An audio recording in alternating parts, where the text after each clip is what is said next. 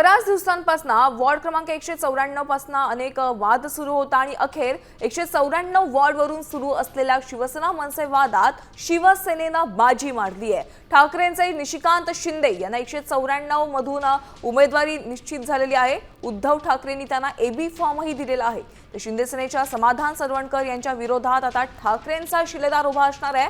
आमदार सुनील शिंदे यांचे बंधू निशिकांत शिंदे आहेत। तर बघा 194 वॉर्डसाठी मनसेचे संतोष धुरी देखील इच्छुक होते, मात्र यामध्ये आता शिवसेनेनं बाजी मारलेली आहे आणि शिवसेनेचे निशिकांत शिंदे यांना 194 वॉर्डमधून उमेदवारी देण्यात आलेली आहे। आमचे प्रतिनिधी गिरीश कांबळे यांच्याकडून अपडेट जाणून घ्या। गिरीश, आता अखेर 194 वॉर्डमधून शिंदे सेनेच्या उमेदवाराला उमेदवारी जाहीर करण्यात आलेली आहे।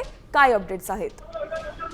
प्रभादेवी येथील वॉर्ड क्रमांक 194 ठाकरे गट आणि मनसेमध्ये वाद सुरू होता। यामध्ये मनसेकडून संतोष धुरी इच्छुक होते, तर ठाकरे गटाकडून निशिकांत शिंदे जे सुनील शिंदे यांचे बंधू आहेत ते इच्छुक होते। अखेर ठाकरे गटाला ही जागा मिळाली असून निशिकांत शिंदे यांना एबी फॉर्म देण्यात आलेला आहे।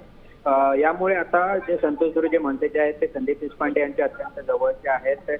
त्यांची कुठेतरी नाराजी आता त्यांना नाराजीला सामोरं जावं लागेल।